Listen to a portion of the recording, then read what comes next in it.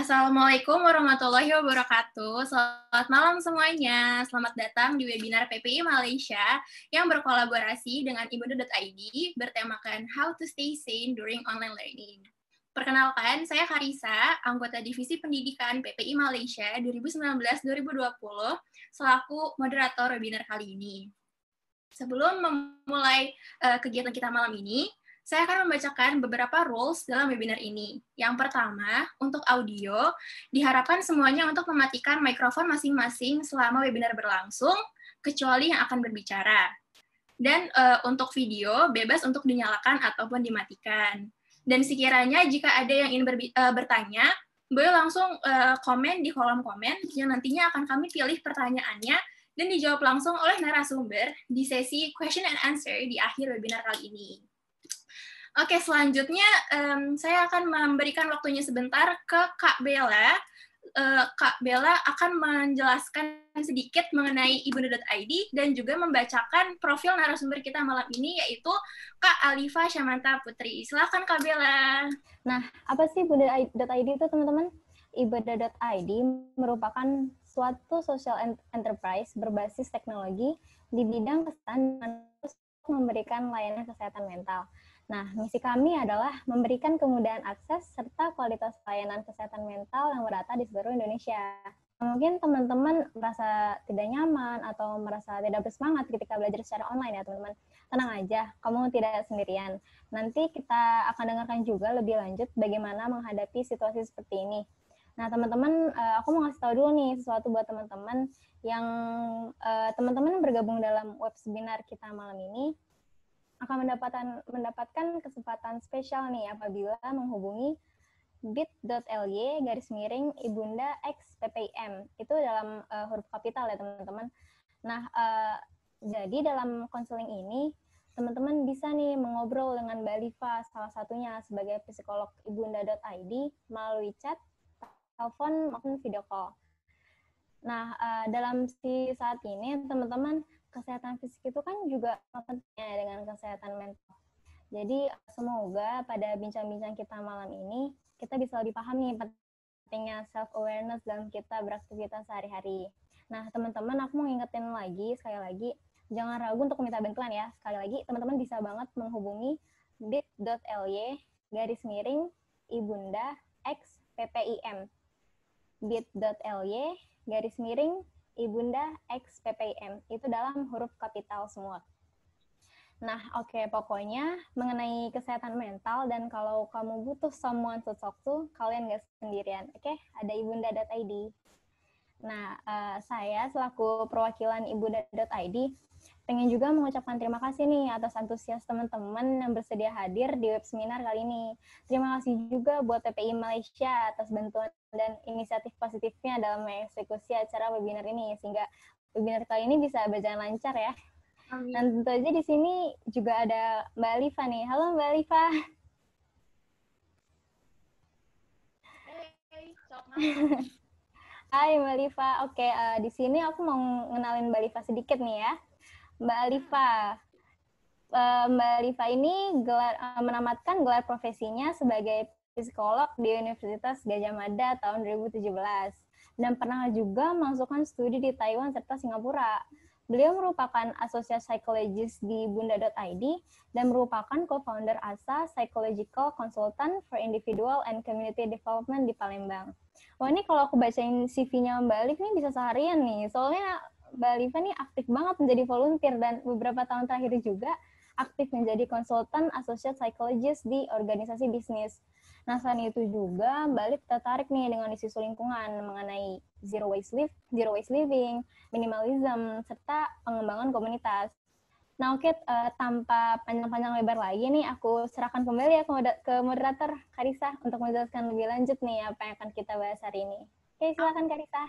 Terima kasih Kak Bella. Jadi teman-teman, seperti yang kita tahu nih, proses pembelajaran online di Indonesia dan Malaysia sendiri telah berlangsung selama kurang lebih 3 bulan ya. Ini karena penyebaran wabah COVID-19 yang terus berlangsung hingga saat ini. Namun, dengan segala keterbatasan yang ada, tentu saja terdapat sisi positif dan negatif mengenai penerapan pembelajaran online terhadap psikis para pelajar. dari sisi negatifnya, contohnya kalau kita lihat, proses pembelajaran online ini juga berpengaruh terhadap situasi emosional para pelajar. Misalnya nih, ada beberapa dari para pelajar yang cenderung merasa terkekang dan sulit untuk berekspresi selama berada di rumah aja. Tambah lagi, berdasarkan pengalamanku dan juga teman-temanku, selama belajar online ini, jadi ada keluhan seperti sulit memahami pelajaran yang diajarkan lewat sistem online, tugas yang semakin menumpuk, atau untuk pelajar di tanah rantau juga terpaksa berada jauh dari kalangan orang tua dan teman-teman. Makanya dari itu penting banget nih untuk kita tahu gimana sih caranya untuk tetap maintain kesehatan mental kita selama proses pembelajaran online ini berlangsung. Mungkin Mbak Alifa bisa jelasin lebih detail nih, apa aja sih kesehatan mental yang kerap muncul selama pembelajaran online ini, penyebab-penyebabnya, dan juga cara supaya kita semua bisa tetap stay sane during this online learning. Silahkan Mbak Alifa. Oke, terima kasih banyak Kak Arisa, Bella juga tadi. Suara saya kedengeran ya Kak? Kedengeran. Oke, salam kenal semuanya. Udah berapa ini? 50 orang.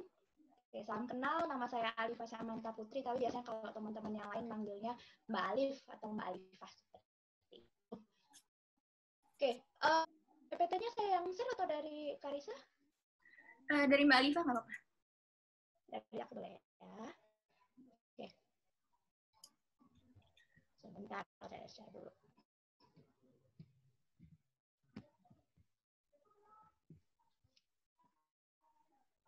Masih di disable kan sama hostnya.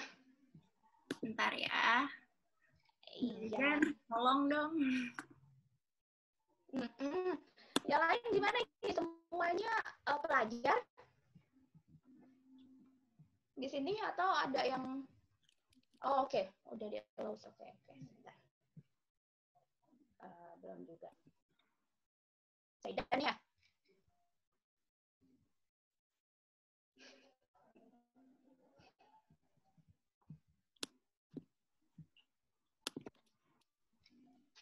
Oke, kita ambil tunggu. Saya diizinkan untuk nge-share screen-nya. Teman-teman PPI Malaysia banyak nih kali saya yang ikutan. Lumayan nih Mbak, alhamdulillah. Lumayan, tapi ya. juga kok ada yang dari Indo, dari Malaysia campur. Oke, udah bisa aku nge-share.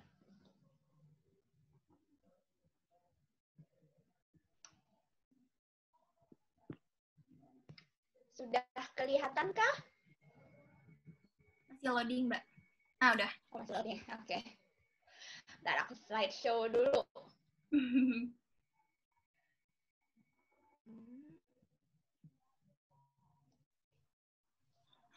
Langsung aja ya, tadi udah dikenalin sama Bella, terus Karisa aku ambil waktunya sebentar ya. Iya, silakan Mbak. Oke. Jadi diminta kemarin untuk share ke teman-teman sekalian itu tentang mental health during pandemic. Jadi during apa yang situasi kesehatan mental yang terjadi pada saat ini. Begitu. Langsung saja. Ada yang merasa bosan? 3 bulan nggak ngapa-ngapain, di rumah aja? Atau kemudian di dorm, kalau di kampus, juga nggak tahu. Atau kemudian awal-awalnya ngerasa, asik nih, libur panjang, tapi terus lama-kelamaan kok jadi nggak bisa tidur ya, kok tugas jadi kebanyakan, atau kemudian malah terlalu banyak tidur karena tadi rasanya kok tugas tidak kelar-kelar, udahlah nggak usah dikerjain aja semua, jadi mending tidur aja terus, atau banyak tugas. Maaf, ada yang bilang suaranya kurang kenceng. Kayak kurang kenceng. Sekarang? Ini udah bentar. Sekarang udah kencengan? Udah mendingan. Udah mendingan ya? Oke, berarti aku agak teriak. Oke, sorry. Ya, jadi tadi banyak tugas ya, terutama kalau online learning, karena saya ngajar juga. Jadi kemudian mahasiswa biasanya itu mengeluh adalah, Ibu, kenapa tugasnya tidak berhenti-berhenti? Jadi online terus, tapi kemudian habis online tugas terus. Tuh. Kemudian 1-2 minggu itu nggak masalah, tapi terus kelamaan kok jadi rasanya kurang sehat, baik fisiknya maupun psikologisnya. pas tugasnya banyak, dikejar-kejar deadline, pusing karena ternyata kurang tidur misalnya kayak gitu. Atau kemudian cemas, teman-teman yang lain udah ngumpul semua, tapi kamunya belum, misalnya kayak gitu. Tapi terus yang paling sering terjadi adalah kemudian bertanya-tanya, benar nggak sih kalau ini sedang bermasalah secara psikologis? Balik dulu sebenarnya ke apa sebenarnya kesehatan mental. Jadi kalau kita ngomong soal kesehatan mental itu tidak pernah yang namanya hanya tentang ada penyakit. Kalau kamu enggak depresi berarti sehat mental, nggak bisa kayak gitu. Jadi kalau misalnya kita ngomong soal kesehatan mental itu pasti tentang feeling good atau merasa baik atau merasa oke, tapi juga bisa berfungsi dengan baik. Nah, feeling good itu mungkin tadi bisa pas nggak depresi atau nggak ada kecemasan bisa dibilang kita ngerasanya, wah aku oke nih gitu. Tapi ternyata ketika harus berfungsi dengan baik dalam artian mengerjakan tugas-tugas yang lain, itu belum bisa, belum terjadi dengan baik. Nah, makanya kemudian ada dua hal yang biasanya dibilang untuk dapat positive mental health itu ada dua hal, functioning well dan feeling good. Gitu. Jadi dua hal ini dulu biasanya yang sering sekali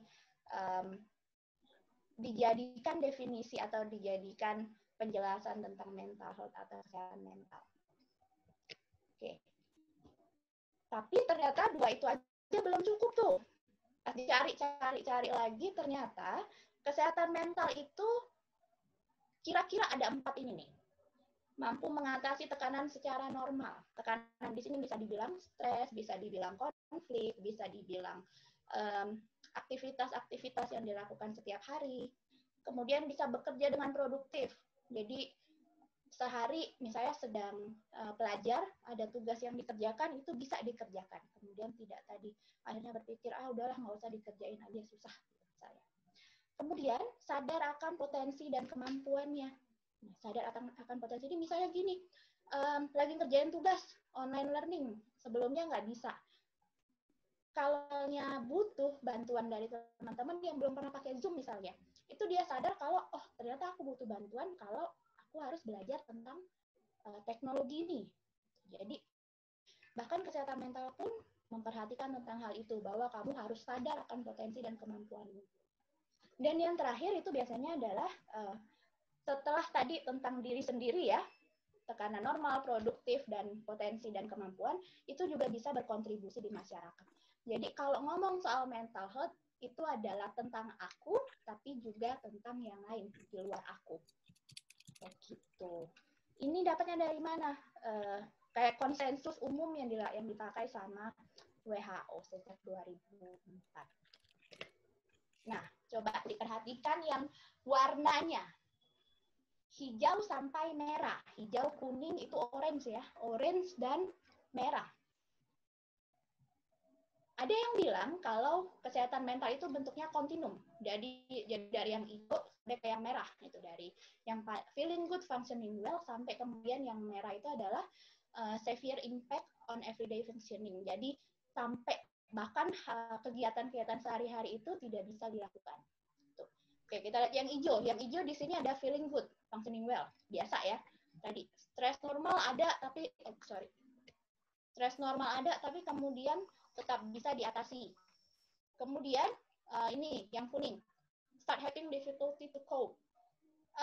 Stresnya muncul nih, mulai ngerasa aduh agak susah nih, aku butuh bantuan orang lain nih. Ada itu, tapi masih belum kesulitan. Atau kemudian di yang orange dia, kemudian makin sulit rasanya dan tingkat keparahan dan tingkat frekuensinya semakin tinggi. Itu di sini. Dan yang terakhir itu adalah simptom atau gejalanya itu sudah sangat parah dan akhirnya ada resiko untuk menyakiti diri sendiri atau bunuh diri. Tuh. Dan nanti kita dilihat manusia bisa di mana? Bisa aja ada di sini semuanya pada satu waktu tertentu tergantung apa yang terjadi pada dirinya pada saat itu. Tuh ya. Ini satu tentang kesehatan mental. Tapi kemudian ada lagi yang ini. Kesehatan mental, coba diperhatikan yang ini. Ini ada optimal mental health dan full mental health. Kemudian yang ini nggak ada sakit, nggak ada masalah kesehatan mental. Yang ini ada mental illness-nya. yang paling baik itu adalah manusia yang berada di sini. Ini tuh diagramnya namanya apa ya? Yang kalau ini tuh positif, negatif gitu. Saya nggak ingat, matematika lah ya. Itu. Jadi manusia yang baik itu adalah yang di positif. Jadi mental health-nya optimal tanpa ada gejala mental illness. Tadi mental health ada 4 hal ya. Tuh, kemudian tidak disertai dengan adanya mental illness. Di situ manusia bisa kemudian maju dan berkembang atau flourishing.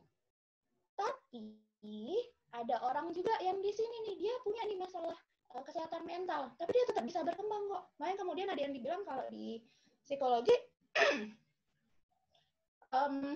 high functioning depression. Dia depres, tapi dia tetap bisa mengerjakan hal-hal yang sehari-hari, tetap bisa kerja, tetap bisa sekolah, tetap bisa yang lain-lain. Tapi pas pulang ke rumah nanti ada rasanya depres, sedih, dan yang lain-lain.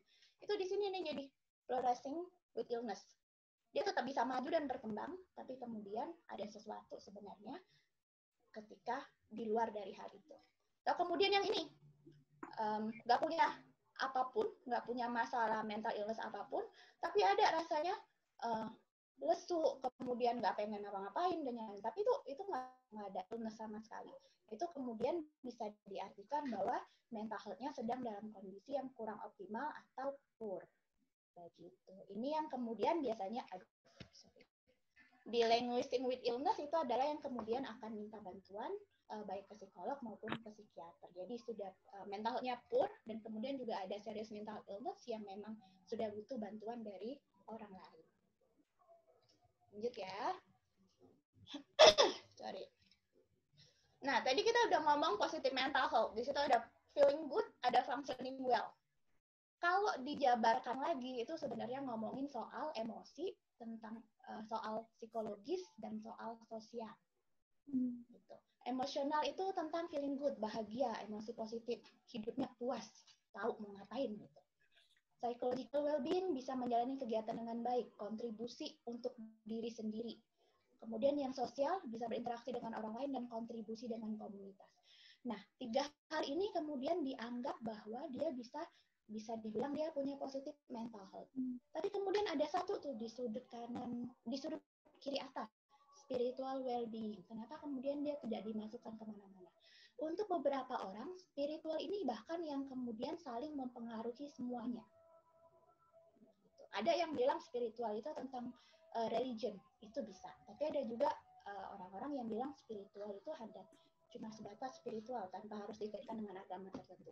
Dan itu bisa jadi untuk beberapa orang tertentu itu yang mempengaruhi positif mental health mereka agar bisa feeling good dan functioning well. Begitu. Ini adalah bentuk idealnya ya. Jadi positif mental health, kamu kayak gini, itu udah oke banget tuh. Gitu. Tapi bisa jadi kemudian di social well-being-nya lagi bermasalah, psychological-nya bermasalah, emosionalnya bermasalah. Tapi kemudian, atau kayak gini, emosionalnya bermasalah, tapi functioning well. Yang kayak saya bilang tadi, dia depresi, di emotional well-being ada masalah, tapi kemudian di social dan psychological well-being-nya dia oke. Jadi dia tetap bisa berfungsi dengan baik, tetap bisa produktif dengan baik. Tapi ada sesuatu, itu juga bisa. Tuh. Nah, kalau ngomong soal mental health, juga biasanya ini yang sering kami bilang. Kembangkan yang sudah kuat, kemudian perbaiki yang kira-kira salah. Nah, salah dalam hal ini pun masih sangat subjektif. Ada beberapa hal yang kemudian menurut budaya tertentu salah, tapi bisa jadi menurut budaya yang lain itu biasa aja. Jadi makanya tadi, ketika kita ngomong soal positive psychiatry dan mental health itu 2 hal, build, membangun yang sudah ada atau resource yang udah ada, dan kemudian memperbaiki yang kira-kira salah sesuai dengan standar si orang itu atau budaya yang ada di sekitarnya dia. Gitu. Oke, masuk ke pandemi ya. Kalau ngomong soal pandemi, sebenarnya diistilahkan itu adalah kita bicara tentang uncertainty, jadi ketidakpastian. Kenapa kemudian rasanya kayak susah banget karena nggak pasti. Kalau ditanya coba kapan selesai COVID-nya,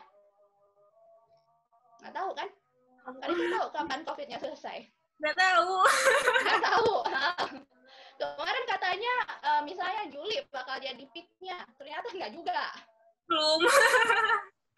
Benar. Jadi kalau bicara tentang pandemi atau kemudian krisis di psikologi of krisis itu biasanya adalah tentang ketidakpastian. Ketidakpastian dalam hal ini sekarang ini yang terjadi adalah pandemi itu tuh memaksa terjadinya perubahan perilaku di dalam kehidupan. Nah, kuncinya adalah perubahan perilaku sebenarnya. Ketika perubahan yang terpaksa ini terjadi, individu ternyata perlu menyesuaikan diri dengan situasi. Oke ya, jadi ada perubahan perilaku dan perlu menyesuaikan diri. Gitu. Tapi penyesuaian diri itu pun berbeda antar individu. Jadi tidak ada satu individu pun yang punya pola penyesuaian dirinya sama. Misalnya kalau saya nih, kalau Mbak Alif, kalau pindah ke tempat yang baru, dulu saya ke Jogja, homesicknya 3 bulan misalnya. Teman saya mungkin homesicknya cuma 2 minggu. Gitu. Jadi perlu penyesuaian diri dengan situasi. Padahal situasinya sama-sama pindah ke Jogja dari Palembang misalnya kayak gitu. Atau kalian sama-sama belajar di Malaysia, barengan, berangkatnya, tapi kemudian penyesuaian dirinya beda-beda. Jadi kayak gitu. Ada perubahan perilaku yang tidak pernah sama antara satu individu dengan individu yang lain. Proses inilah yang kemudian bikin orang-orang itu terpapar stresor, tekanan, atau konflik. Jadi sebenarnya dari penyesuaian diri itu bisa dibilang ada stresornya atau ada tekanannya. Dan stresor inilah yang kemudian akan mempengaruhi kesehatan mental kita.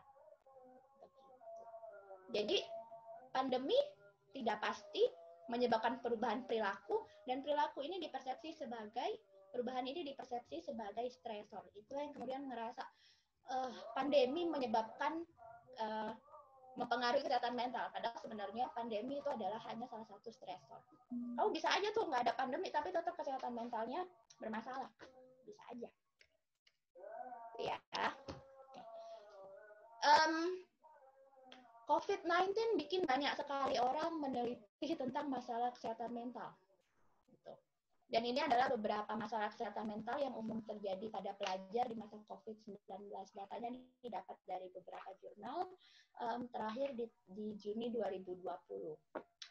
Coba sekali ini nih, kontemplasi. Kira-kira ada nggak sih di kalian tekanan psikologis, rasa cemas, panik, frustasi? Bisa tentang online learning, bisa tentang keluarga di Indonesia yang kira-kira, aduh gimana ya kabarnya mereka di zona merah nih, baik-baik aja nggak ya? Kemudian ada tekanan akademik dan perubahan. Dari awalnya tatap muka full, tiba-tiba jadi online learning full. Gitu. Ada yang terus ngerasa, males deh, nggak ketemu dosennya ini, nggak mandi, nggak apa-apa. Saya kayak gitu. Motivasi turun tuh. Yang penting udah dengerin aja, nggak usah dibuka videonya, yang penting muncul aja gitu. Kemudian juga ada tekanan untuk belajar mandiri. Biasanya tatap muka ada nih teman yang bisa ditanya habis itu, bapaknya ngomong apa tuh? Atau kemudian bisa saling diskusi pelajaran yang sudah itu. Tapi online learning walaupun kemudian ada yang namanya Zoom, ada online platform yang lain, tapi tetap aja ada tekanan sendiri bahwa kita harus bisa melakukannya secara independen, sendirian, di rumah, dan kamu tetap bisa mengikuti. Itu ada. Oh, kemudian ada lagi nih yang dia di karantina, benar-benar tidak bisa ngapa-ngapain di rumah aja, dan itu yang kemudian jadi masalah juga, karena ada orang-orang yang sangat perlu bertemu dengan orang lain ketika karantina, mau nggak mau dia hanya bisa terpuaskan keinginan bertemu melalui online. Ada yang kemudian tuh merasa itu sangat stressful. Gitu. Atau kemudian jadi mengabaikan kegiatan rutin. Jadi misalnya nih, kalau mau berangkat kuliah, misalnya dari dorm, dari asrama atau dari tempat tinggal, itu mandi, terus jalan kaki, atau kemudian naik angkutan umum ke kampus. Tuh. Tapi kemudian kalau pas online learning yang terjadi adalah bangun tidur, buka internet, langsung dengerin. Nggak ngapa-ngapain, nggak ada mandi, nggak ada sarapan, nggak ada yang lain-lain. Jadi kayak yang kegiatan rutin yang biasanya dilakukan itu jadi diabaikan. Efek yang lain lagi, ini yang kadang juga muncul tapi kadang sering nggak disadari adalah psikosomatis. Pusing, kemudian mah, padahal nggak punya mah sebelumnya. atau kemudian rasanya capek terus. Gitu. Tapi pas kemudian diperiksakan, misalnya diperiksakan ke dokter atau kemudian dicari kira-kira sebab fisiknya, ternyata nggak ada. Itu namanya psikosomatis. Itu juga bisa terjadi.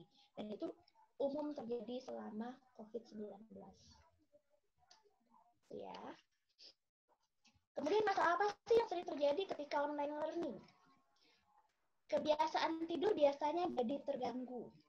Yang kemudian biasanya waktu tidurnya sudah pasti jam segini sampai jam segini di online learning, karena kelasnya kemudian bisa dibikin agak malam kayak gitu, jadinya oh ya karena tugasnya banget tuh tidurnya akhirnya tidak teratur. Atau yang kemudian sering terjadi adalah kesulitan mengatur waktu. Tugas yang mana dulu yang harus dikerjain? Kuliah yang mana dulu yang harus didatengin? Kayak gitu. Padahal semuanya online.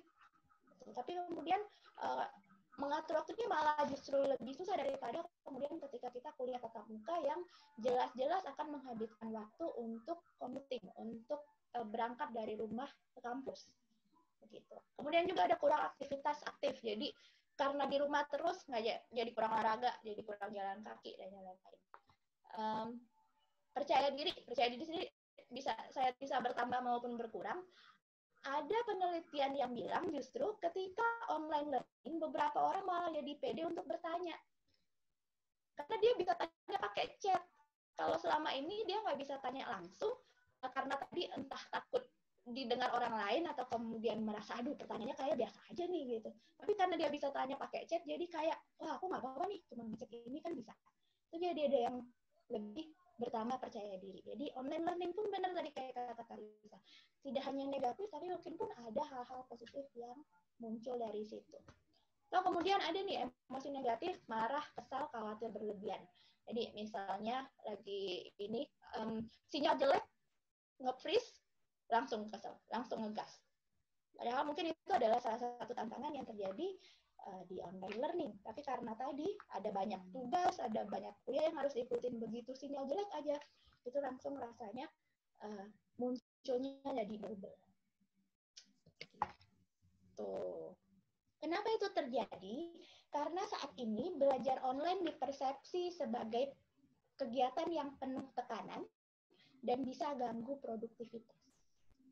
Jadi kayak nggak produktif rasanya di depan layar terus, sehingga jadi akhirnya merasa kesulitan, tugasnya banyak, waktu di depan layar gitu terus juga mau bertanya juga agak sulit, atau kemudian juga kurang jelas, walaupun sudah bertanya tadi berani tanya tapi jawabannya kurang jelas, kurang puas lah istilahnya seperti itu dengan jawaban dari dosen atau dari pengajar yang lain.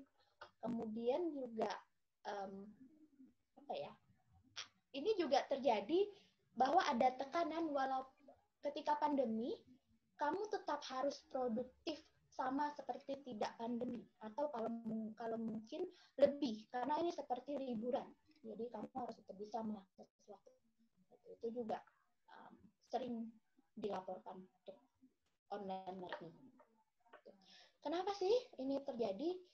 Kembali lagi tadi karena stresornya. Stresornya apa? Ada perubahan cara belajar dan ketidaksiapan akan perilaku yang baru, sehingga belajar online dirasakan semakin membuat stres. Mungkin kalau misalnya teman-teman yang kuliahnya memang sudah online, ini akan dirasakan tidak sesulit kita yang kuliahnya tatap muka. Karena dia udah biasa tuh. Tapi karena kemudian ini adalah cara belajar baru, yang kemudian bikin kita nggak siap, akhirnya itu yang bikin stres. Ini tadi ya, belajar online tidak hanya menunjukkan efek negatif, tapi juga ada kepercayaan diri pelajar meningkat, dan saat belajar online bisa tanya dan bicara gitu. Tuh. Masalahnya muncul karena kurang persiapan dan ada perubahan yang tiba-tiba. Nah, kuncinya perubahan tiba-tiba di bulan Maret semua diganti jadi online. Padahal sebelumnya Januari, Februari masih offline semua. Nggak siap. Yang nggak siap siapa? Kita sebagai mahasiswa nggak siap, dan kemudian juga fasilitas dan lain-lain juga kurang siap. Dan perubahan ini dipersepsi sebagai stres. Tuh. Karisa pernah stres nggak? Karisa? Oh pernah Kak, apalagi selama online learning ini kan tugasnya bener-bener nggak kira-kira tuh, jadi stresnya Nggak jadi kira-kira. kayak twing-twing gitu. Muncul. Oke, kalau stres kamu biasanya fight, flight itu apa ya, melawan, lari, atau kemudian nge-freeze? Aku nge-freeze. Nge-freeze, oke. Iya, Jadi malah bingung mau ngapain ya? jadi bingung mau ngerjain yang mana dulu gitu. Oke. Nah, itu juga bisa terjadi tuh. Ada 3 respon yang biasanya muncul kalau kita stres. Kalau nggak dilawan, lari, atau kadang-kadang yang sering terjadi adalah nge-freeze. Benar-benar, aduh mau mulai mana, aku nggak tahu nih gitu. Munculnya karena apa? Karena di persepsi ada bahaya atau situasinya nggak nyaman. Bahayanya apa tadi? Dalam bentuk tugasnya menumpuk, banyak banget. Situasi tidak nyaman juga kan, tugas menumpuk, kuliah nggak kelar-kelar. Seperti itu misalnya. Kita punya sebenarnya yang namanya zona nyaman setiap orang, atau kalau diistilahkan itu adalah windows of tolerance. Jadi di mana sebenarnya kalau stresnya itu masih bisa kontrol, kita nggak masalah sebenarnya sama stres. Jadi misalnya kayak naik roller coaster, itu menakutkan ya, atau bikin cemas dan lain-lain. Tapi karena kamu tahu kalau sebenarnya itu aman, ada safety control-nya, itu jadinya ya udahlah nggak apa-apa, naik aja. Gitu. Nah, ke pandemi ini, situasi yang kayak sekarang ini, kita nggak pernah tahu safety control-nya kayak apa. Jadi kita kayak diminta keluar langsung dari window of tolerance, diminta keluar dari zona nyaman. Jadi stresnya tidak bisa kita kontrol, begitu. Yang dari luar. Ketika dipaksa keluar dari zona nyaman, itu akan kita persepsi sebagai situasi yang menekan. Kemudian stres muncul lagi. Gitu. Bisa mempengaruhi apa aja? Tubuh, pikiran, dan emosi. Coba diingat-ingat tadi. Online learning nggak bisa tidur. Kemudian tadi psikosomatis itu akan mempengaruhi tubuh berarti. Atau kemudian pikiran itu misalnya gini, tugas ini belum selesai. Aduh kayaknya aku memang nggak bisa deh. Aku kehilangan konsentrasi, semuanya harus fokus dengan itu. Itu yang pengaruhnya ke pikiran. Atau kemudian di emosi, breakdown. Semua nggak bisa, jadi udahlah pengen nangis aja, nggak sanggup lagi, udah nggak tahu lagi mau ngapain. Gitu. Jadi ada 3 hal ini yang kemungkinan besar akan terpengaruh oleh stres. Di tubuh itu selalu biasanya kita akan bicara tentang sistem saraf, baik simpatetik maupun parasimpatetik. Simpatetik parasimpatetiknya akan mengatur detak jantung, kemudian keringat, dan yang lain-lain yang kira-kira bayangkan kalau pas kalian panik biasanya detak jantungnya cepat, terus keringatnya banyak keluar. Nah itu juga yang terjadi karena ketika stres pun yang ditanyakan biasanya adalah gimana detak jantungnya, gimana apakah kemudian nafasnya jadi lebih pendek-pendek, itu juga karena ada pengaruhnya ke sistem saraf. Atau kemudian ini yang biasanya selalu terjadi, ada masalah tidur, baik insomnia atau kurang tidur maupun hipersomnia, kelebihan tidur. Atau kemudian masalah psikosomatis yang udah kita bilang tadi ya. Dispepsia itu perasaan kembung begah, tapi pas dicari penyebabnya ya. Jadi namanya dispepsia. Atau kemudian tanpa sebab fisik. Tidak punya gejala mah sebelumnya, tapi tiba-tiba aja perutnya, hatinya sakit. Atau kemudian ada yang gatal-gatal. Mandi terus, biasa aja yang lain, tapi terus tiba-tiba gatal-gatal sendiri.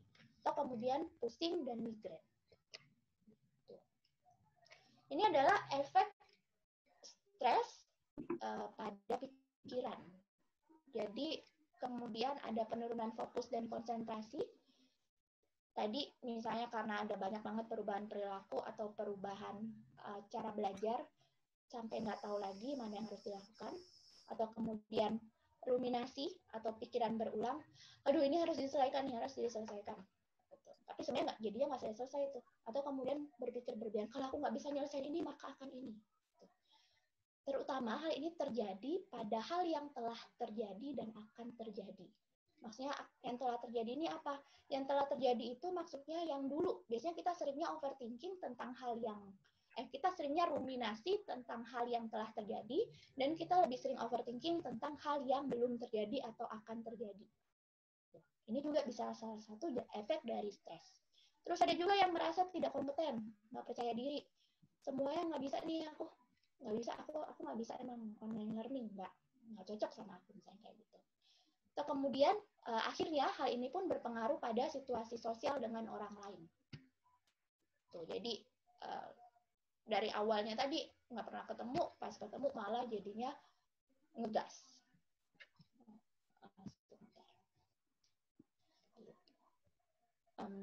Oke, sebentar. Lanjut.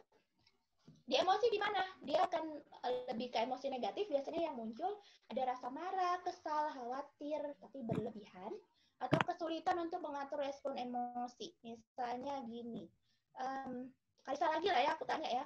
Karisa pernah merasa marah? Pernah dong. Pernah ya. Kalau marah yang dilakukan apa, Kar? Ngomong-ngomong sendiri paling. Terus Ngomong sendiri. cek ke orang gitu. Nah, ke orang, oke. Kalau marah-marah sendiri, oke lah ya. Tapi ke orang, kadang orangnya nggak salah apa-apa, dia kena.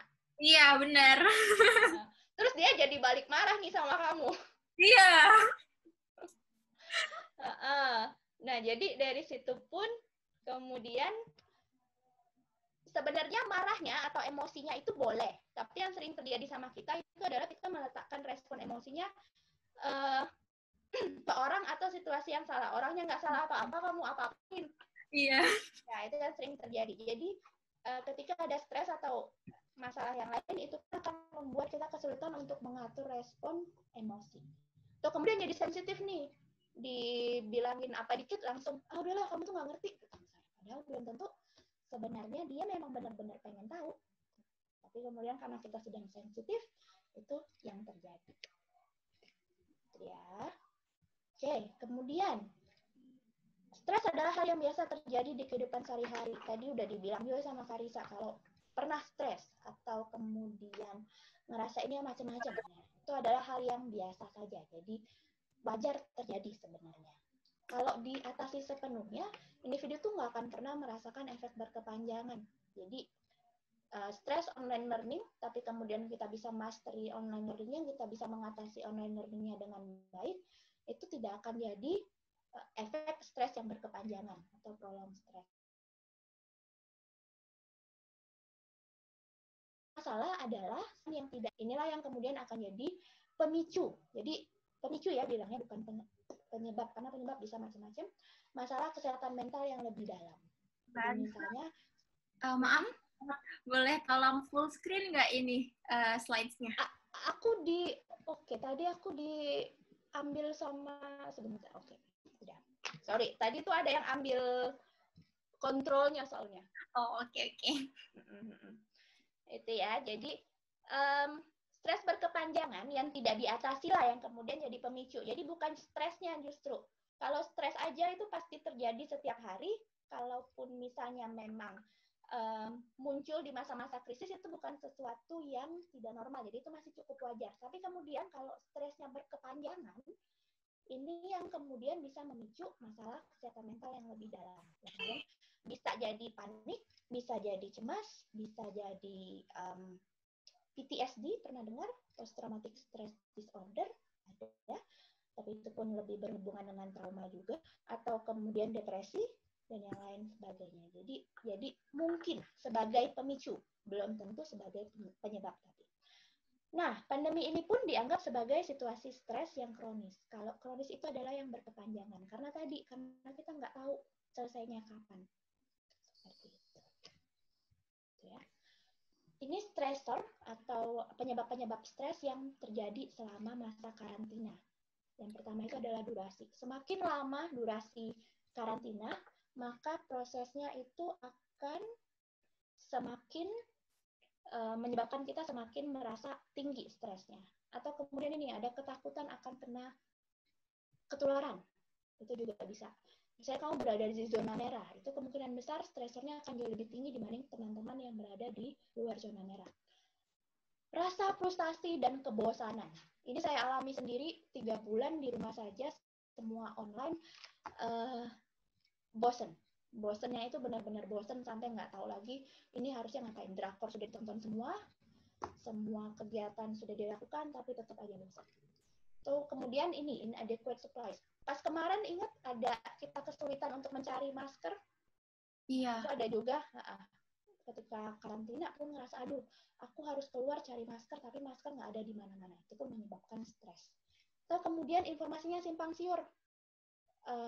Kalau sekarang barusan ada informasi bisa dari udara. Kalau dulu informasi nggak bisa seperti itu misalnya.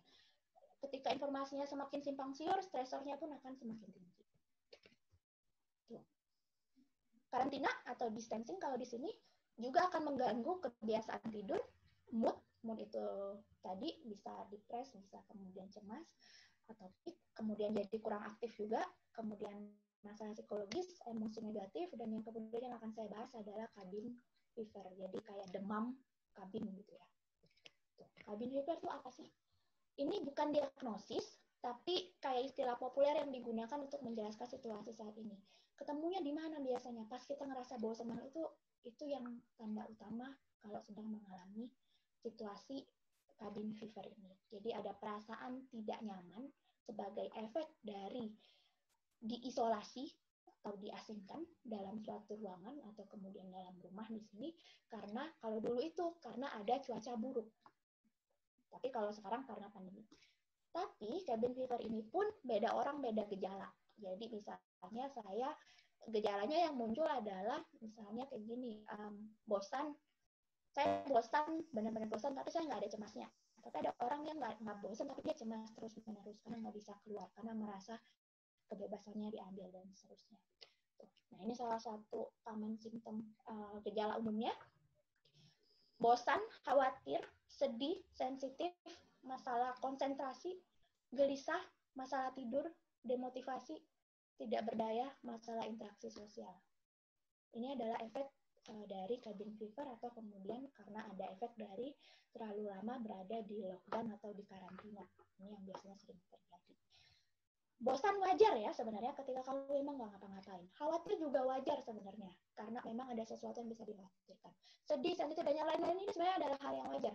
Tapi kemudian ketika dia numpuk barengan dan dalam jangka waktu yang lama ini kerasa kayak lebih berat dari biasanya. Tuh. Atau kemudian sempat ada yang jadi tidur terus-menerus dan seperti itu. Tuh. Tadi beda orang bisa beda gejala. Kena pas di COVID-19 ini muncul karena salah satunya ada kebebasan kita dibatasi. Jadi kita dipaksa untuk kemudian lockdown, dipaksa untuk kemudian karantina sendiri di rumah. Dan ini adalah efek negatif dari karantina yang paling umum. Jadi banyak sekali orang yang melaporkan ke layanan kesehatan jiwa atau kemudian ke teman-teman yang lain itu pun yang paling dirasakan adalah aku udah bosan banget. Nah, jadi ini emang paling umum. Dan ini sekali lagi berhubungan dengan situasi yang tidak pasti. Ya, dan yang perlu digarisbawahi, ketika kita sudah merasakan ini dalam artian secara terus-menerus, berkepanjangan tidak diintervensi atau tidak dilakukan penanganan dan yang lain-lain, ini bisa memicu masalah kesehatan mental yang lainnya. Misalnya tadi, saya kebosan, terus nggak tahu mau ngapa-ngapain hari, udah menyerah, tidur aja. Itu kemudian akan bisa menyebabkan baik lagi tadi ya, mental health-nya jadi kurang optimal seperti itu. Walaupun saya sebenarnya nggak punya masalah apa-apa tuh, saya nggak punya illness, tapi jadinya poor mental health. Tuh. Yang bisa dilakukan apa? Balik lagi ke yang tadi, dibangun apa yang kuat dan diperbaiki yang kira-kiranya salah. Gimana biasanya yang dilakukan di fisik, di sosial, sama di psikologis. Nah, terus tadi self awareness selama pandemi ini tidak pernah tentang fisik saja atau mental saja, tapi pasti tentang dua hal itu. Ini yang paling sederhana. Tidurnya dicukupkan. Kalau misalnya memang online terus, tetap kalau bisa tetap prosesnya itu sama dengan ketika tetap muka. Jadi waktu tidur tetap sama dan yang lain-lain. Gimana caranya diatur waktunya? Nah, ini yang kadang-kadang kita kesulitan karena kita merasa kayak, aduh aku harus diburu-buru sama yang ini dulu nih. Udahlah dibiarin dulu aja, nggak tidur nggak apa misalnya kayak gitu. Tapi ini pun ternyata ketika dia berkepanjangan, prinsipnya dia berkepanjangan itu akan berpengaruh pada hal-hal yang lain secara fisik. Tuh. Atau kemudian jadi kurang olahraga. Biasanya cuma di rumah aja, tiduran, rebahan, duduk, itu kemudian kurang olahraga dan akhirnya akan berpengaruh ke fisik dan ujung-ujungnya berpengaruh ke kesehatan mental. Ada penelitian yang menyatakan kamu cuma cukup jalan kaki selama 15-20 menit setiap hari itu sudah cukup untuk meningkatkan kemampuan kesehatan kita secara umum, dalam artian kesehatan fisik maupun kesehatan mental. Atau kemudian jalan kaki pun sering dianggap sebagai hal yang paling gampang dilakukan, seperti itu. Misalnya kalau misalnya memang tidak sempat untuk melakukan olahraga yang lain. Atau kemudian apalagi ya, exercise yang bisa dilakukan. Apapun lah, jadi tidak ada exercise yang akhirnya kamu kalau bikin exercise ini itu yang paling penting, nggak ada. Jadi tergantung, misalnya kalau saya suka nyerap yoga misalnya kayak gitu, saya bisa yoga tuh online walaupun misalnya sendirian. Ada orang lain yang misalnya biasanya lari, silakan mau lari itu nggak apa-apa. Jadi as long as kamu nyaman dengan kegiatan olahraga yang kamu lakukan, silakan dilakukan. Tetap dengan tadi balik lagi ke hati-hati dengan tidak menambah stresor, dalam artian kayak gini, misalnya olahraga, biasanya olahraga ke gym, tapi kan kalau ke gym sekarang dibatasi ya, jadi mau nggak mau kamu harus pintar-pintar cari yang itu. Jadi tadi tidak akan menambah stresor, karena ketika di gym itu berarti akan meningkatkan risiko lapar misalnya kayak gitu. Atau kemudian bisa juga fisiknya dilakukan dengan memperbaiki diet yang baik atau dengan gizi yang seimbang. Gitu. Ada banyak banget sekarang di rumah misalnya karena diskon dan yang lain-lain, akhirnya kita beli makanan yang itu aja, itu ternyata pun berpengaruh. Jadi diet atau makanan yang kita makan itu pun sangat berpengaruh dengan kesehatan mental, apalagi dengan kesehatan fisik kita sehari-hari. Betul. Psikologisnya apa? Psikologisnya ini online learning, pandemi, kemudian karantina, kemudian stres belajar. Kira-kira maknanya apa, tujuannya apa? Misalnya online learning, kamu mau ngapain sih online learning ini? Pasti ada tujuannya kan, kalau online learning itu untuk apa? Seperti itu. Terus yang kedua, don't be too hard on yourself. Kita situasinya pandemi loh. Jadi ada masanya memang ketika memang sudah butuh istirahat, itu istirahat. Jangan kemudian dipaksa, udah nggak apa-apa nggak tidur misalnya kayak gitu, nggak bisa juga kayak gitu. Dan don't be too hard on yourself ini sebenarnya nggak harus tentang nanti sih, tapi di hal-hal di hari-hari biasa pun sebenarnya kita sangat butuh untuk tidak bersikap terlalu jahat sama diri sendiri. Kalau pas kita butuhnya tidur, pas kita butuhnya makan enak, tapi kemudian tidak akhirnya aduh jangan, harus ini harus ini. Hati-hati dengan kata harus, hati-hati dengan kata jangan, hati-hati dengan kata kalau. Misalnya gini sering, harus ingat, biasanya justru nggak ingat. Atau jangan lupa, justru lupa. Atau kemudian nggak boleh, kalau misalnya aku, nah kata kalau itu juga biasanya sering terjadi, kita jadi berandai-andai dan akhirnya ruminasi, pikirannya jadi berulang. Cari cara yang paling cocok untuk dirimu sendiri. Kalau saya pribadi yang cocok adalah jalan kaki misalnya. Kenapa? Karena jalan kaki selain untuk physical health, untuk fisiknya, tapi juga itu kesempatan saya untuk berpikir misalnya kayak gitu. Itu boleh, tapi kalau si Karisa misalnya cocoknya yang lain, silahkan cari cara yang lain. Dan hal kecil pun itu udah progres. Kamu nggak perlu jalan kaki sampai 10 km, kamu cuma cukup jalan kaki kira-kira sekitaran rumah, itu sudah cukup. Jadi langkah kecil pun sudah dihitung. Nah, kemudian balik lagi nih tadi, jangan lupa, harus ingat. Atau kemudian kalau aku misalnya tidak menyelesaikan tugas ini sama dengan ini, itu harus diingat kalau pikiran kita bukan fakta. Jadi belum tentu apa yang kita pikirkan itu yang benar-benar terjadi pada saat ini. Kemudian kalau sosial gimana? Offline, online sekarang all this semuanya dihitung. Jadi mau interaksinya offline, mau interaksinya online. Kemudian juga yang sering ini banyak dianjurkan interaksi dengan lingkungan alami, jadi di sekitar kita sendiri. Jadi, interaksi sosial pun bisa dengan hewan peliharaan dan yang lain-lain. Jadi tidak harus selalu tentang orang. Atau kemudian altruism yang ditingkatkan atau menolong orang lain. Kan banyak ya sekarang kegiatan menolong orang lain dan yang lain-lain. Itu adalah kembali lagi ke yang ini sebenarnya, menemukan makna dan tujuan dari pandemi ini. Atau kemudian kita sharing atau kita berbagi dengan orang lain. Gitu. Nah, itu adalah yang bisa dilakukan di 3 hal itu. Fisik, psikologis, sama sosial. Tools-nya apa? Ini yang paling sering dipakai nih. Karisa lagi ya, jadi percobaan ya. Boleh. Ya, jadi ada yang namanya nafas dalam kalau dibilang relaksasi. Mungkin ada beberapa yang tahu tentang ini. Karisa bisa tangan kanan ditaruh di dada, tangan kiri ditaruh di perut. Udah. Terus sekarang bernapas seperti biasa. Yang lain juga bisa nyoba. Misalnya ini tangan kanan di dada, tangan kiri di perut. Bernapas seperti biasa. Kira-kira 3 tarikan napas aja.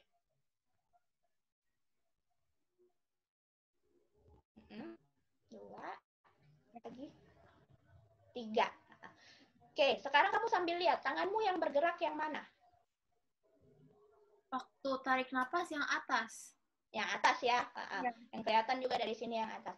Kalau misalnya tadi masih yang atas, udah boleh dilepas tangannya.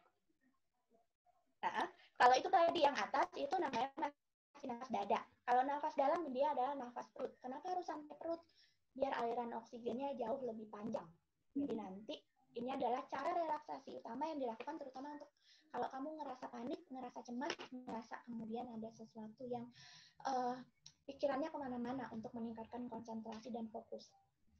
Jadi tadi latihannya memang di awal kita lihat dulu kita sudah bisa di nafas dada atau di nafas perut.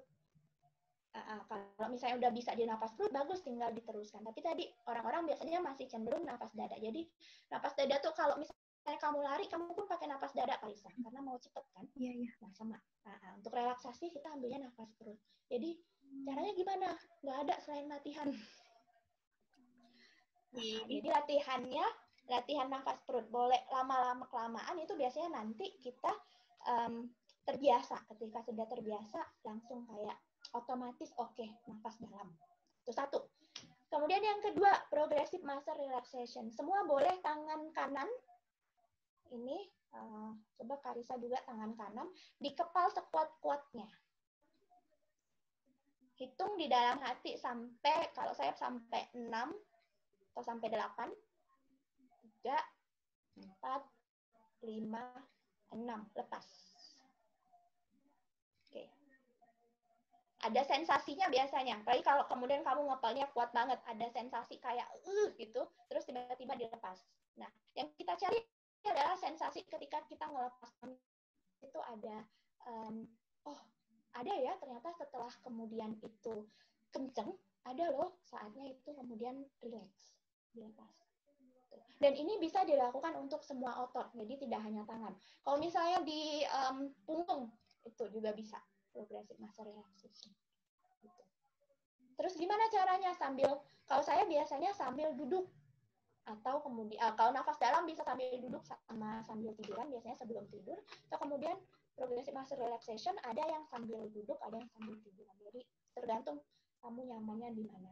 Nah, 2 hal ini adalah salah tools untuk relaksasi. Ada banyak macam yang lainnya, cuma kayaknya nggak akan cukup waktunya. Waktu saya masih lama, masih berapa menit lagi, Karisa? 5 menit lagi, Mbak. Oke, saya cepetin ya. Tuh. Ini bisa dicari, di Ibunda pun kemarin sempat di-sharekan audio tentang mindfulness. Nafas dalam itu sama dengan mindful breathing biasanya. Jadi dia pakainya nafas perut. Itu. Kemudian ada mindful eating, mindful walking, mindful talking. Ini untuk apa jadi? Jadi untuk merilekskan, untuk mengembalikan fokus, untuk mengembalikan konsentrasi ke sekarang dan saat ini. Ini boleh dicari juga, ada banyak sumbernya, katanya juga di Ubunda, ada audionya bahkan kalau di situ. Gitu. Atau kemudian ini nih, ketika kita ngomong MHFA ya, Mental Health First Aid, itu kamu asumsinya adalah kamu udah bisa bantu dirimu sendiri dan kamu pengen bantu orang lain. Ketika kamu pengen bantu orang lain, kamu bisa pakai yang ini. Yang pertama itu dibilangnya ALG. Gitu. Yang pertama adalah assess the risk. Jadi lihat dulu resikonya apa di sekitar si orang ini, kamu ataupun orang yang mau kamu bantu itu, apakah kemudian ada yang punya pikiran menyakiti diri sendiri atau kemudian stres yang berkepanjangan.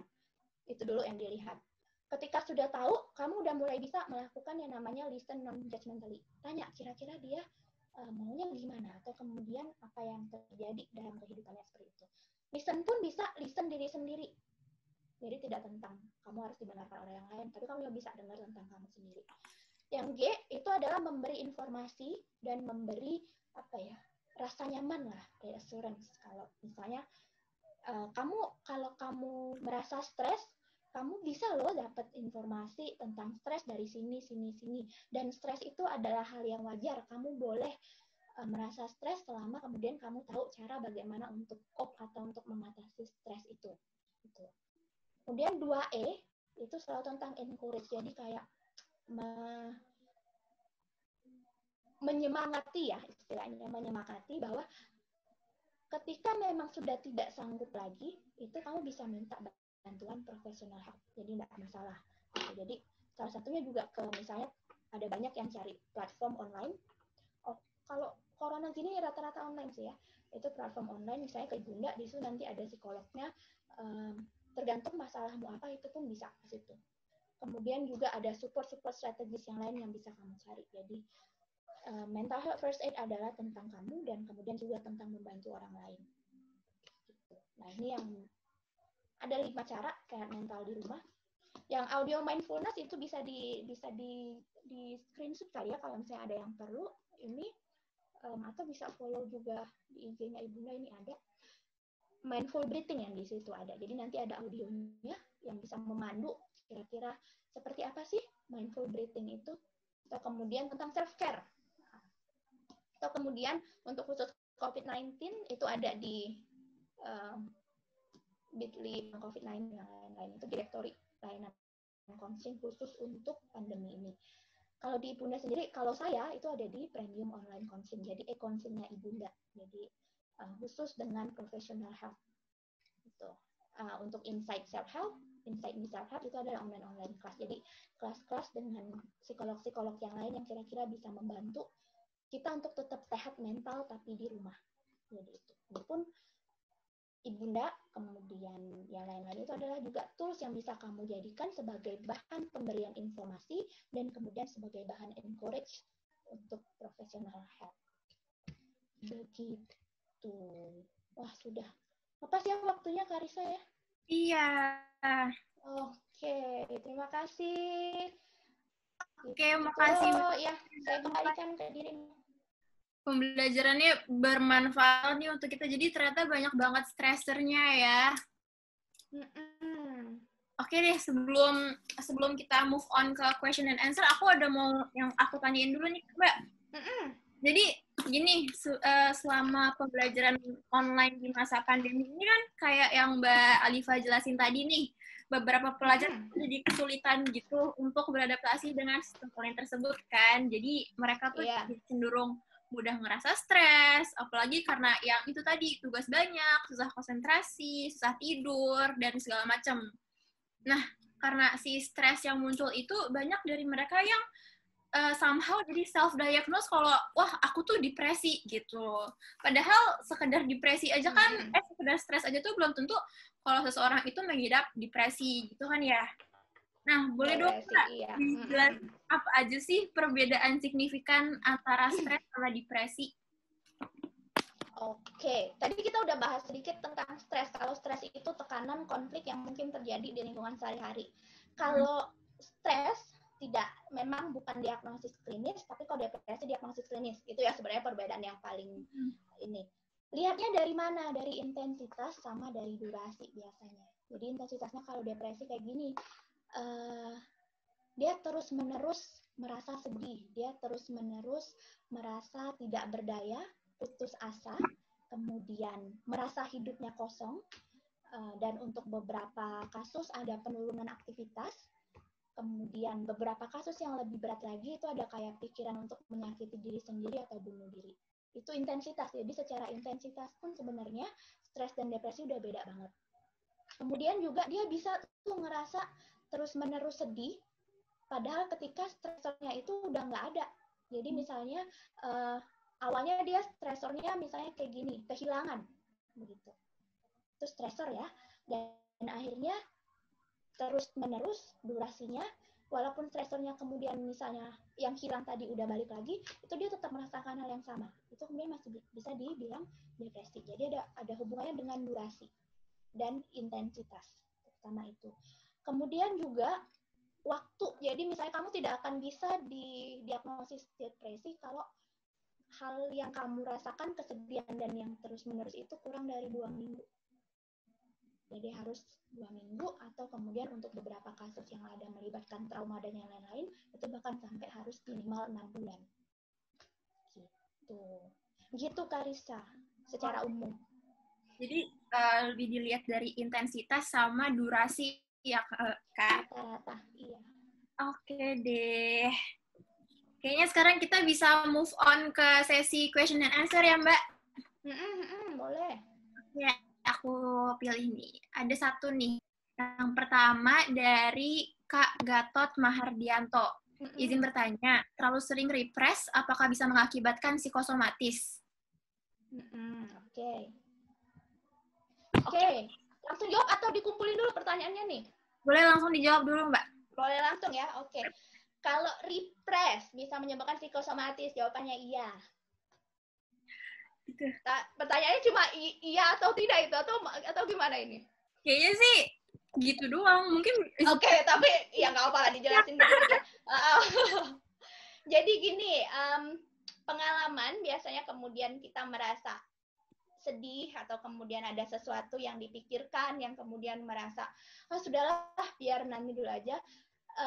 Tadi ingat, stres akan mempengaruhi 3 hal, tubuh, pikiran, dan emosi. Repressmu mungkin adalah repress emosi. Yang akan terpengaruh kemungkinan besar adalah di pikiran dan di tubuh. Ketika dia di tubuh, bentuknya kayak apa? Salah satunya dengan psikosomatis.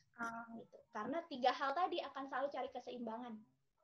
Emosinya kena, repress tadi, atau pikiran ya, yang biasa juga bisa di-repress, itu kemudian bisa dia ngasih tahu, oh ada sesuatu nih sebenarnya, kemudian yang kena adalah psikosomatis di tubuh. Begitu.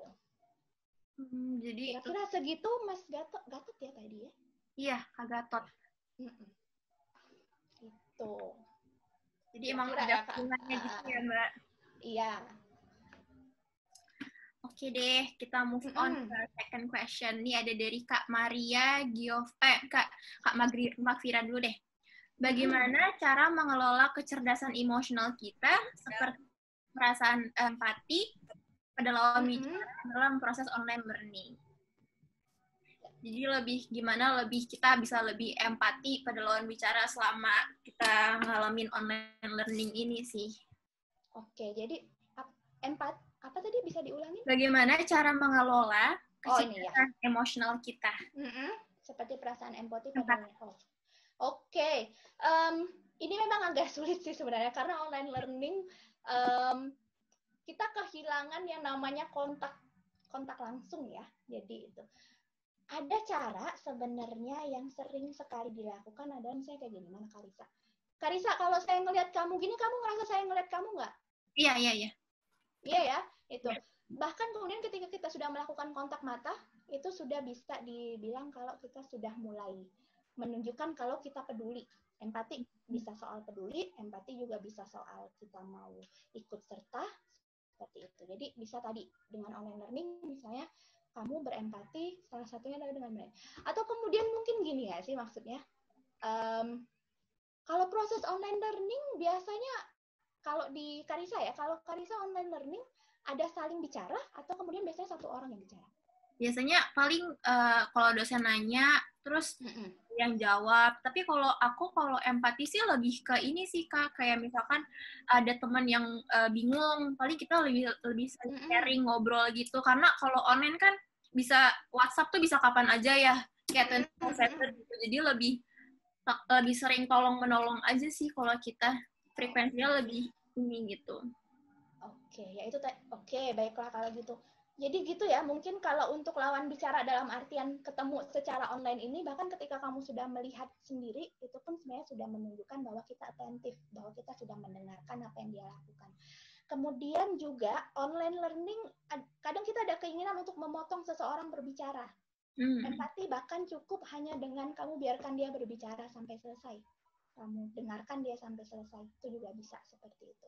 Atau kemudian tadi kita bisa membantu kira-kira dia butuhnya selama online learning ini apa. Itu. Boleh, kamu yang tanya itu boleh. Kamu butuh apa itu boleh. Tapi ada orang-orang yang bahkan kadang kita ngerasa aduh nggak enak deh kalau nanya. Jadi sebenarnya dua sisi, baik kamu maupun lawan bicaramu sebaiknya kasih tahu kamu butuhnya apa. Karena tidak ada satu orang pun yang bisa baca pikiran. Iya benar. Termasuk psikologi juga ya, Termasuk psikolog. Iya. Jadi kalau misalnya ada klien terus tiba-tiba bilang, Mbak, jadi saya harus gimana? Itu kami juga nggak tahu tuh kalau dia belum bilang apa-apa. Gitu. Jadi ada banyak cara ya yang bisa kita menunjukkan rasa empati kita terhadap orang lain dalam masa online learning ini gitu ya, Mbak. Online learning. Oke deh, semoga terjawab pertanyaannya barusan. Kita move on ke next question ya. Ada dari Kak Maria Giovanni. Bagaimana cara untuk tetap bisa mengambil sisi positif dari online learning karena pandemi ini tanpa keluar dari jalur yang menjurus ke toxic positivity? Oke. Toxic positivity ini juga sering banget dibahas akhir-akhir ini. Jadi, kalau boleh bilang, sebenarnya toxic positivity itu adalah sesuatu hal yang positif terus-menerus. Apakah mungkin positif terus-menerus? Itu nggak mungkin. Nggak ada yang namanya positif terus-menerus. Seperti itu.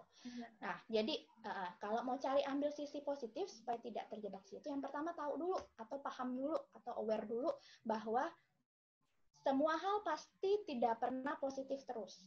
Gitu. Jadi, ketika mau ambil sisi positif pun kita udah siap dengan konsekuensinya seperti apa. Nah, ketika kita sudah tahu konsekuensi itu sebenarnya sudah akan kayak apa ya, mungkin kayak safety belt lah, bahwa tidak akan terus-menerus lanjut ke toxic positivity. Cara ngambil sisi positif tuh sebenarnya sih pakai standar. Standarnya tapi standarnya kamu. Yang sering kita jadikan standar adalah standarnya orang lain. Kamu merasa sisi positif online learning adalah kamu bisa mengerjakan semua tugas dengan baik karena kamu melihat temanmu mengerjakan dengan baik. Itu standarnya mereka. Gitu. Tapi kemudian kalau misalnya kita ambil sisi positifnya adalah dari standarnya kita, itu akan jauh lebih bisa dihandle. Misalnya kayak gini, kalau saya nih semua online learning, mahasiswa marah-marah kan biasanya. Yang bisa saya ambil sisi positif dari online learning adalah mahasiswa yang tadi, yang misalnya nggak pernah nanya, jadi nanya. Gitu. Iya benar.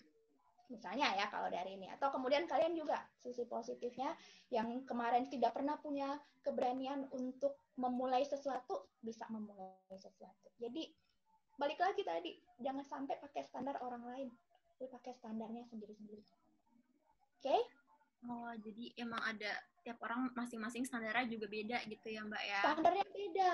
Sering nggak sih kalau buka Instagram terus pengen, kok dia enak banget ya tugasnya kelar semua, atau nah itu berarti kan sebenarnya kamu tidak pernah tahu apa yang terjadi pada dia di balik dia mengerjakan tugas itu. Ya, jadi itu tadi makanya yang dibilang hati-hati dengan pakai standar yang lain. Jadi kita emang nggak bisa ngebandingin diri sendiri sama orang lain gitu ya? Karena nggak cocok, nggak tahu kamu apa yang terjadi sebenarnya. Oke deh.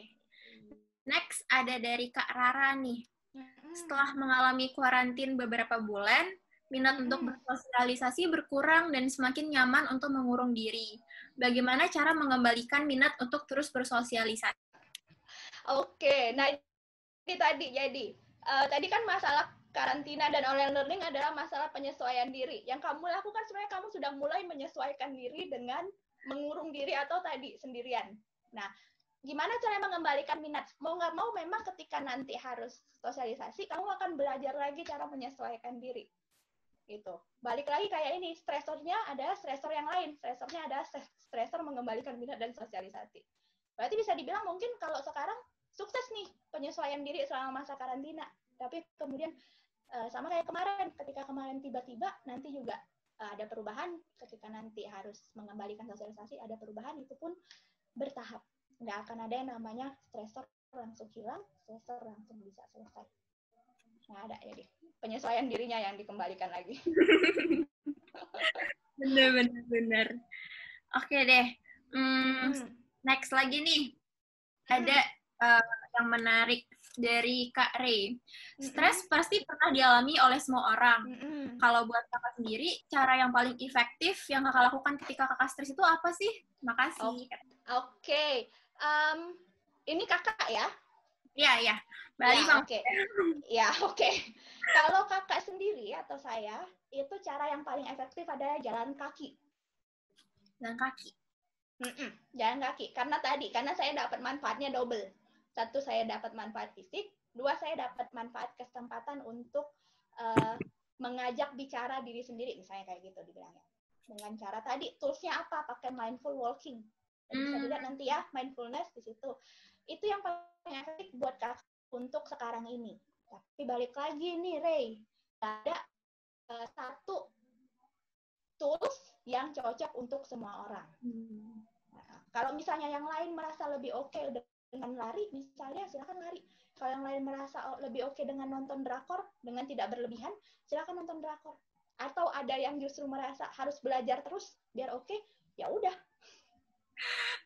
Enak ya kalau stres. Enak kalau itu. Tidak merasa bermasalah berarti ya udah nggak masalah gitu. Jadi kakak yang jalan kaki tadi itu adalah cuma contoh paling efektif dan sejauh ini. Tahu dari mana? Dari coba-coba. Gitu. Oke, sekarang kita berhubung waktu nih, kita move on ke last question aja ya, Kak. Oke. Dari Kak Sandra Sagita. Cara menyalurkan emosi agar tidak menjadi meledak-ledak tuh gimana sih? Cara menyalurkan ya itu berarti ya? Oke. Ya. Cara menyalurkan emosi agar tidak menjadi meledak-ledak. Pertanyaannya dulu, emosi itu apa? Coba Karisa, emosi ada berapa macam sih? Ini berapa ya? Ada banyak kan sih? Ada banyak. Oke, yang paling enak biasanya kita bilangnya emosi positif, emosi negatif ya. Emosi positif contohnya apa, Kak? Bahagia. Apa lagi? Apa ya? Bangga, tapi in terms of positive way gitu. Oke. Emosi negatif? Marah, kesel, sedih, kecewa. Oke. Coba nih, kalau misalnya kalian berpikir juga, biasanya kalau kita ngomong soal emosi, lebih banyak emosi negatif yang kita kenali daripada emosi positif yang kita kenali. Kalau tadi habis bahagia, habis itu bahagia, bangga, apalagi sih ya? Apa ya? Ada banyak sebenarnya, cinta. Oh iya. Hal-hal yang kayak gitu. Nah, ini biasanya adalah persepsi emosi negatif. Padahal sebenarnya bahagia pun bisa meledak-ledak. Gitu. Tapi kemudian bagaimana cara menyalurkan emosi agar tidak meledak-ledak? Saya asumsikan di sini mungkin emosi negatif ya biasanya karena pengen diatur, tapi bisa juga untuk emosi yang lain. Yang pertama, tahu dulu itu emosinya apa. Ketika ini nih, kamu situasi sekarang pandemi, yakinkah memang marah yang dirasakan? Atau jangan-jangan yang dirasakan adalah kecewa? Jadi sebenarnya kamu nggak marah, tapi kamu kecewa karena kamu nggak bisa keluar dari rumah. Kamu nggak marah itu. Atau kemudian kamu lihat ada banyak banget orang di jalan di luar itu nggak pakai masker, padahal kamu pakai masker sendiri. Kamu yakinkah itu marah? Atau jangan-jangan sebenarnya itu takut? Kayak gitu. Jadi yang pertama, untuk tahu bagaimana cara menyalurkan emosi dengan baik, ini istilahnya adalah meregulasi emosi, itulah ada dengan tahu dulu jenis emosinya seperti apa. Kalau udah tahu, itu biasanya nanti udah, kalau marah karena apa, kalau takut karena apa. Kalau takut berarti, oh ya udah berarti aku akan mengurangi keluar rumah. Atau kemudian kalau ternyata aku kecewa, oh berarti sebenarnya bukan di dia masalahnya, tapi di situasi. Dan seperti itu.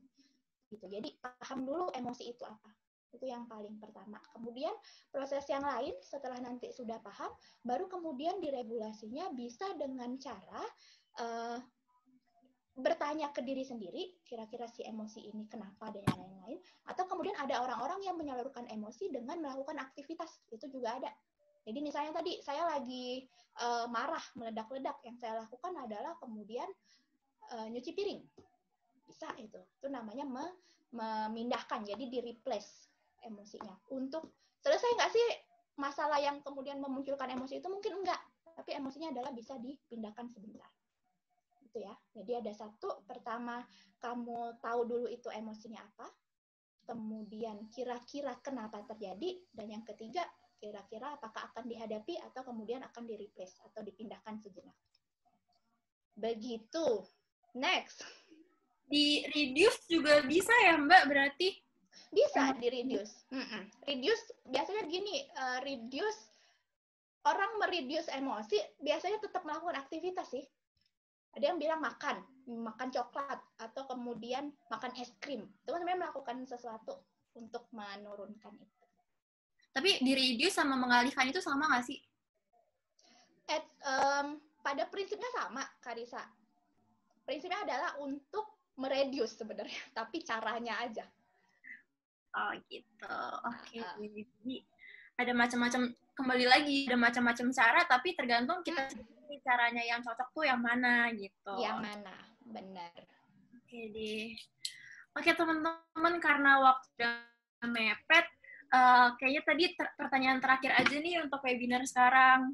Kalau misalkan teman-teman memang perlu bantuan lebih, teman-teman bisa cek, bisa buka bit.ly/Ibunda XPPIM kalau perlu bantuan lebih, dan juga ada diskon konseling PPI Malaysia ya. Oke deh, kayaknya makasih banget. Masih banyak pertanyaan tapi next time kali. Iya, mungkin kalau teman-teman mau tanya bisa DM ke ibunda.id juga kali ya Mbak ya. Boleh ya? Ya, bisa ke sana di follow ibunda.id, kemudian juga kalau rasanya perlu, ya udah silakan bisa ditanya-tanya. Oke deh, jadi kalau aku boleh tarik kesimpulannya nih. Bentar. Kalau aku boleh tarik kesimpulannya nih Mbak, dari materi-materi yang tadi udah kita obrolin dari awal, sebenarnya positive mental health itu bisa dideskripsikan sebagai functioning well dan feeling good ya. Dan itu ada 4 poin, which is mampu mengatasi tekanan normal, bekerja produktif, mengalami potensi dan kemampuan, dan juga berkontribusi di masyarakat. Terus ada juga masalah kesehatan mental yang umum terjadi di pelajar di masa COVID-19 ini, diantaranya adalah tekanan psikologis, which is cemas, panik, frustasi, terus ada juga psikosomatis, terus tekanan akademik, perubahan, dan juga tekanan untuk belajar mandiri, penurunan motivasi, dan juga mengabaikan kegiatan rutin. Dan semua disebabkan oleh berbagai faktor, which is yang dipanggil sebagai stresor. Contohnya kalau untuk pelajar sendiri, itu bisa jadi dalam bentuk online learning yang somehow bisa menyebabkan stres. Dan stres ini bisa nge-affect badan, pikiran, dan emosi seseorang. Terus ada juga yang disebut, istilah yang disebut sebagai cabin fever. Cabin fever ini apa sih? Cabin fever ini adalah istilah yang digunakan untuk menjelaskan situasi yang umum terjadi di masa social distancing ini. Dan cabin fever ini muncul karena kebebasan yang dibatasi dan merupakan efek negatif karantina yang paling common. Ada beberapa simptoms cabin fever yang kerap muncul seperti contohnya bosan, khawatir, sedih, masalah tidur, masalah konsentrasi, dan juga sensitif. Terus kalau kita ngomongin cara-cara yang bisa kita lakukan, apa aja sih agar tetap sehat mental dan fisikal di masa COVID-19 ini? Kayak yang tadi udah dijelasin nih sama Mbak Alifa tadi ya. Ada dari segi fisikal, segi psychological, dan juga segi social. Kalau kita ngomongin dari segi fisikal dulu deh. Pertama, kita harus, yang paling penting adalah mengatur jam tidur. Jadi tidurnya juga tetap harus cukupin. Terus juga kita harus exercise.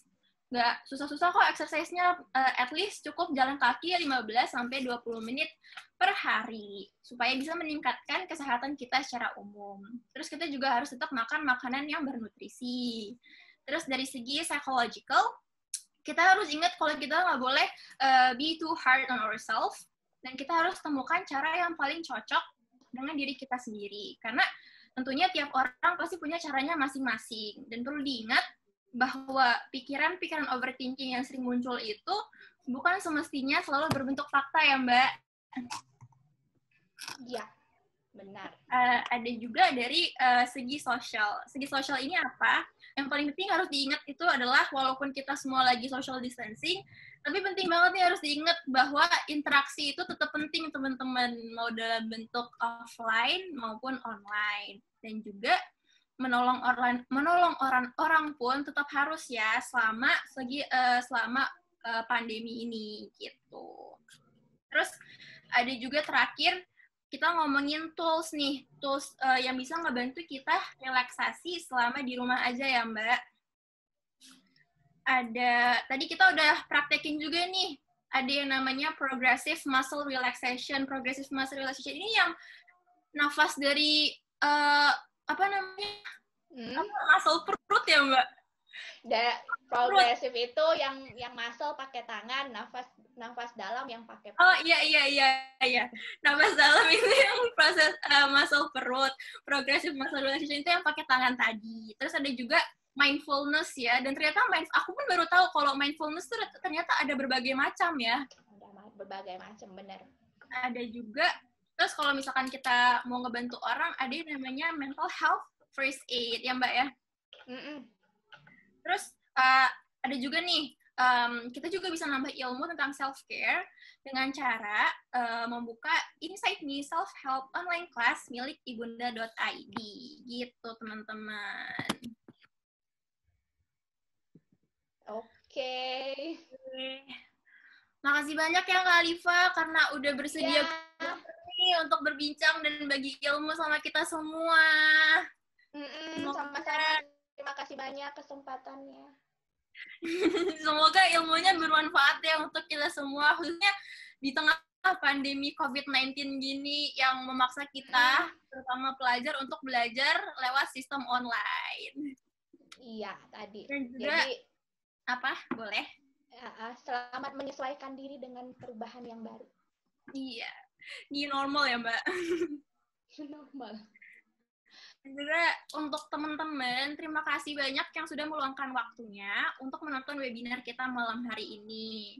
Teman-teman, oh ya, kalau misalkan teman-teman masih ingin bertanya mengenai kesehatan mental dan menjadwalkan konseling dengan Mbak Alifa, teman-teman bisa menghubungi bit.ly/ibunda_xppim. Teman-teman, kalau misalkan ada yang mau ditanyain juga boleh banget nih untuk langsung WhatsApp ibunda.id ya Mbak, boleh kan ya? Iya, boleh. Itu di chat ya, udah dikasih. Iya, nomornya aku bacain deh. 0812 1719 9596 ya teman-teman. Ini ada lagi nih. Bentar aku bacain. Teman-teman juga kalau ini kalau jangan lupa untuk ngisi feedback di survei yang bakal kita kirim di grup WhatsApp nanti ya. Ini surveinya berguna banget untuk kita semua. Dan oh iya, sebelum kita tutup nih, ada nggak pesan-pesan dari Kak Alifa untuk kita semua? Closing statement. Jadi tadi intinya adalah kesehatan mental dan kesehatan fisik itu sama pentingnya, jadi dijaga seimbangnya sama-sama. Gitu. Jadi kesehatan mental tuh sama aja pentingnya sama kesehatan fisikal ya, jadi nggak boleh dianggap remeh gitu ya.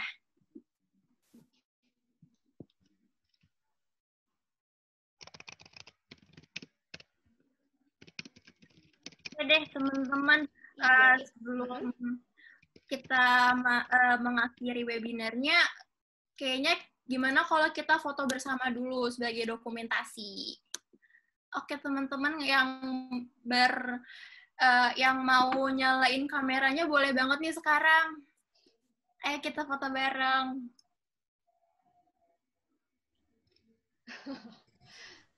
Ya, gelap.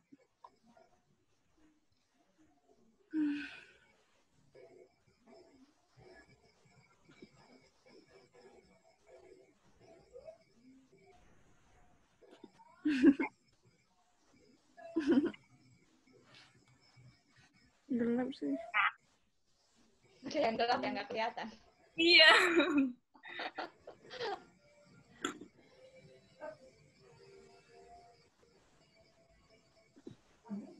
Masa harus pakai lampu? Kayak gini aja. Oke. Oke, ada lagi? Udah. Oke. Ada yang rame banget tuh. Waduh. Pada posisi semua. Oke deh, kita mulai ya teman-teman fotonya ya. Oke, aku ini ya. Aku hitung mundur. Siap-siap ya, senyum. 1, 2, 3.